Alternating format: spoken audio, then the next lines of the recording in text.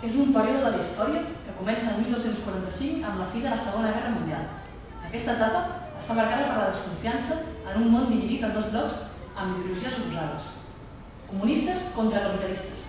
La Guerra Freda ha començat.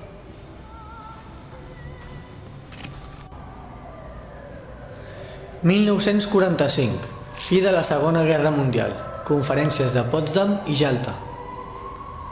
1946. Discurs de Churchill de Stettin a Trieste ha caigut un taló d'acer sobre el continent. Inici de la lluita contra l'imperi colonial francès. 1947. Informe Zhdanov, Pla Marshall i Doctrina Truman. 1948. Bloqueig de Berlín i proclamació de l'Estat d'Israel. 1949. Primera bomba atòmica soviètica, fi del bloqueig soviètic a Berlín i creació de la Comecon i l'OTAN. 1950. Guerra de Corea. 1952. Primera bomba atòmica britànica. 1953. Mort de Stalin.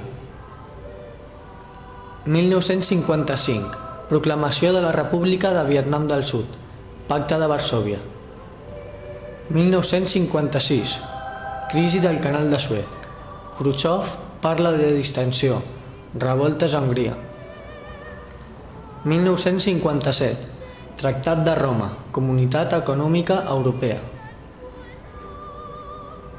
1959. Fidel Castro pren el poder a Cuba.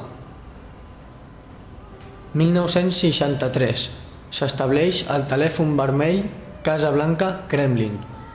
Inici de la Guerra de Vietnam. 1965.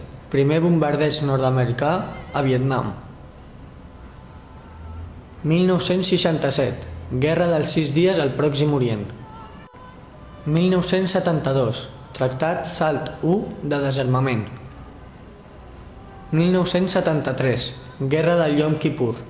Estats Units surt de la Guerra del Vietnam. Amb la fi de la Segona Guerra Mundial, el món queda dividit en dos blocs. El bloc capitalista, liderat pels Estats Units, i el bloc comunista, liderat per la Unió Soviètica, que exerceix la seva influència sobre països de l'Europa de l'Est, com Bulgària, on s'aboleix la monarquia i puja al poder Dimitrov, Polònia, on hi ha dos governs, un d'exiliat a Londres i l'altre comunista, Txecoslovàquia, directament governat per la Unió Soviètica, després que els socialistes mostressin interès pel Pla Marshall dels Estats Units, Hongria, on el 1945, després de la dictadura feixista de Horthy, apareix un govern comunista, Romania i Albània. Britànics i americans volen impedir l'expansió del comunisme a la resta d'Europa. Grècia és el primer país on intervenen els Estats Units després de la Segona Guerra Mundial. Al país hel·lènic es restaura la monarquia i es desencadena una guerra civil entre comunistes i capitalistes. L'any 1949 els republicans són derrotats. Truman condemna la dictadura del proletariat i fonamenta la nova política nord-americana de contenció del poder soviètic. Ha nascut la doctrina Truman. Segons Churchill, un taló d'acer ha caigut sobre el continent.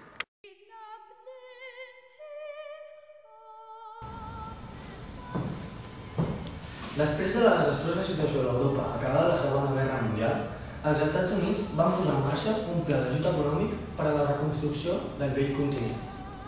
Això va fomentar, en part, la bipolarització del món. El projecte en qüestió és el Pla Marshall. We have given much aid to the impoverished peoples of Europe on simple humanitarian grounds. But as a countermeasure against the attempt by the Soviet Union to communize Europe, the American people saw the necessity for cooperating with the non-communist countries in a comprehensive, bipartisan European recovery program, passed by Congress and here being signed by President Truman. This program, known also as the Marshall Plan, is designed to afford eligible nations that margin of help in credit and materials which they need to bring their overall economy back to health. L'any 1947 es crea a Polònia el Cominform, organisme que coordina les activitats dels partits comunistes. Zhdanov justifica la confrontació entre els dos blocs des de la perspectiva comunista. El món s'ha dividit en dos blocs, l'un antiimperialista i socialista, el bloc oriental, i l'altre imperialista i capitalista, el bloc occidental. El 1949, l'URSS crea el Comecon com a resposta al Pla Marshall. Zhdanov, a l'octubre de 1947, qualifica d'imperialistes la doctrina Truman i el Pla Marshall. Tot i que mai no esclata cap guerra entre els dos blocs, es dediquen a l'espionatge preventiu per mitjà de la CIA, als Estats Units, i el KGB, de la Unió Soviètica. Tots dos participen alhora en una cursa d'armaments i utilitzen aliances per assegurar les seves posicions. Això és definit com coexistència pacífica, que s'acaba de completar amb la teoria del dòmino, amb la qual els Estats Units dona suport a qualsevol règim polític anticomunista. A Alemanya té lloc el primer enfrontament entre les dues potències, provocat per la divisió del país en 4 parts a la fi de la guerra. El 1948, l'URSS tanca les fronteres al trànsit terrestre d'Occident. Els Estats Units responen creant un potent pont aeri per proveir la ciutat. Amb el bloqueig de Berlín queda palesa l'existència d'un teló d'acer, materialitzada amb la divisió d'Alemanya en 2 estats, República Federal Alemanya, zona occidental, i República Democràtica Alemanya, sector oriental. Aquest enfrontament marca l'inici de la tensió de la Guerra Freda entre capitalistes i comunistes. A partir del bloqueig de Berlín es firma pel bàndol capitalista l'aliança de l'OTAN i, en conseqüència, pel bàndol comunista el Pacte de Varsòvia. Corea està dividida en 2 zones separades pel paral·lel 38, al nord la comunista i al sud la capitalista. Al 1950, Corea del Nord envaeix Corea del Sud. L'ONU intervé. Les seves tropes, de majoria nord-americana, fan retrocedir els soviètics fins a prop de la frontera amb la Xina. Finalment, el front s'estabilitza i el 1953 es signa l'armistici, que torna a deixar Corea com es trobava al principi del conflicte, dividida en 2 parts, Corea del Nord i Corea del Sud, pel paral·lel 38. Després de la derrota del Japó a Indoxina, colònia francesa, el Vietnam, liderat per Ho Chi Minh, proclama la independència del Vietnam. Aquest conflicte deriva en un enfrontament en el marc de la Guerra Freda, que pot provocar, segons la teoria del dòmino dels Estats Units, l'expansió del comunisme per Àsia. El conflicte té el final el 1954, quan, amb els acords de Ginebra, l'Indoxina es divideix en Vietnam, que també es divideix, en aquest cas, en 2, deixant al nord els comunistes, Laos i Cambodja. Les tensions entre els blocs comencen a calmar-se. S'inicia una etapa de coexistència pacífica causada per l'equilibri del terror, ja que les 2 potències posseeixen aproximadament la mateixa quantitat d'armes nuclears. La multiplicació de les aliances militars i l'aparició de nous dirigents amb 2 blocs, Khrushchev i Eisenhower, són factors que provoquen l'acostament pacífic entre comunistes i capitalistes. Però, a l'interior dels blocs mateixos, la confrontació continua. Als Estats Units, entre 1947 i 1954, el senador McCarthy inicia una onada repressiva anticomunista coneguda com a caça de bruixes, on tota persona sospitosa de comunisme era perseguida per la superpotència nord-americana. Al bloc socialista es produeixen revoltes populars contra els dirigents comunistes. L'any 1953 al Berlín Oriental i el 1956 a Polònia i sobretot a Hongria. A partir de la negativa dels Estats Units a concedir un crèdit a Egipte, aquest país nacionalitza el Canal de Suez, que és ocupat al poc temps per França, el Regne Unit i Israel, que provoca l'amenaça d'intervenció soviètica. Aquest temor fa que els països invasors es retirin i que el canal passi a mans de l'ONU. El 1961 es construeix el Mur de Berlín, que impedeix l'èxode permanent dels habitants de la part comunista a la capitalista. Amb això es fa realitat el metafòric taló d'acer de Winston Churchill. Fidel Castro i Ernesto Guevara inicien una revolució a Cuba que posa fi al control que exerceixen els Estats Units sobre l'illa, al derrocar el dictador Fulgencio Batista l'any 1959. Al 1961, cubans afins a l'exdictador, recolzats pels Estats Units, intenten fracassadament envair el país. Cuba respon acostant-se a l'URSS i col·locant míssils nuclears a territori soviètic, des d'on podien arribar a terra nord-americana. Kennedy decreta el 1962 el bloqueig naval de Cuba. Khrushchev retira els míssils després d'uns dies de màxima tensió. Els Estats Units posen fi al bloqueig, es comprometen a no envair l'illa i a retirar els seus míssils de Turquia.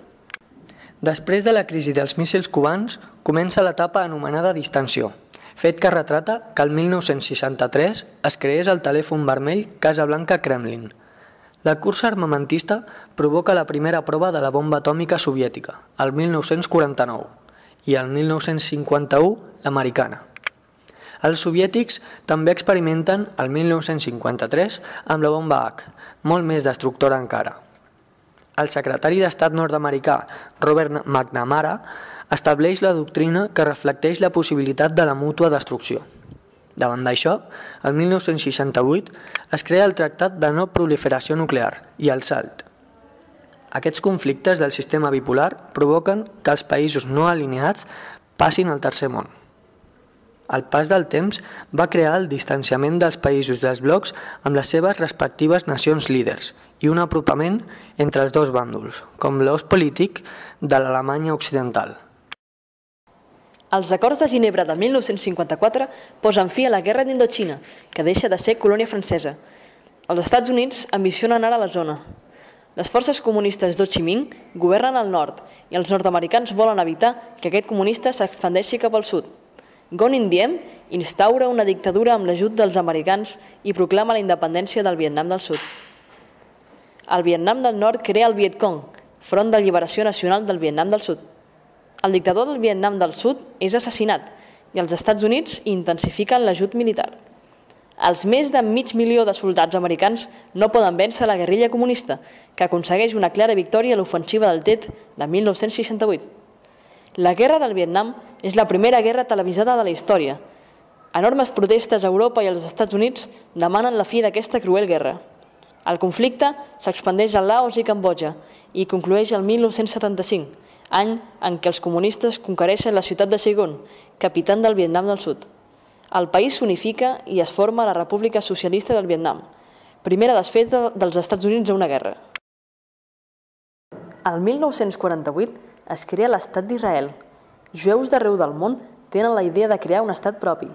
L'antisemitisme de molts estats afavoreix la migració jueva cap a Palestina, dividida en dos estats, un jueu i un altre de palestí i àrab. Les guerres arabo-israelianes són 4. Primera guerra, any 1948. Victòria israeliana, consolidació del nou estat jueu i ocupació de Palestina excepte Cisjordània i Gaza. Segona guerra, 1956. L'URSS, a favor d'Egipte i Palestina, i els Estats Units, recolzant Israel, intervenen en el conflicte. Tercera guerra o Guerra dels 6 dies, any 1967. Egipte reconquereix el Sinaí i Israel ocupa Gaza, Cisjordània, els Alts del Golan i el Sinaí. Quarta guerra o Guerra del Yom Kippur. Israelians i americans contraataquen amb èxit l'ofensiva egípcia i síria. Victòria jueva. La guerra ha produït l'èxode a camps de refugiats de països àrabs veïns per part de la població palestina, que crea l'Organització per l'Alliberament de Palestina, dirigida per Yasser Arafat. Alguns conflictes de la Guerra Freda segueixen vius als nostres dies. Les tensions entre els Estats Units i Rússia continuen al segle XXI. L'any 2011, el president rus Dmitry Medvedev col·loca un radar d'alerta a Kaliningrad com a resposta a l'escut antimíssils que els Estats Units han col·locat a Europa. Les dues Corees segueixen enfrontades. L'abril de 2012, els comunistes del nord llencen un coet a l'espai. Aquest fet desperta desconfiança als capitalistes del sud, que pensen que pot ser un precedent d'un posterior míssil nuclear. Als nostres dies encara es viuen tensions entre comunistes i capitalistes. La Guerra Freda continua.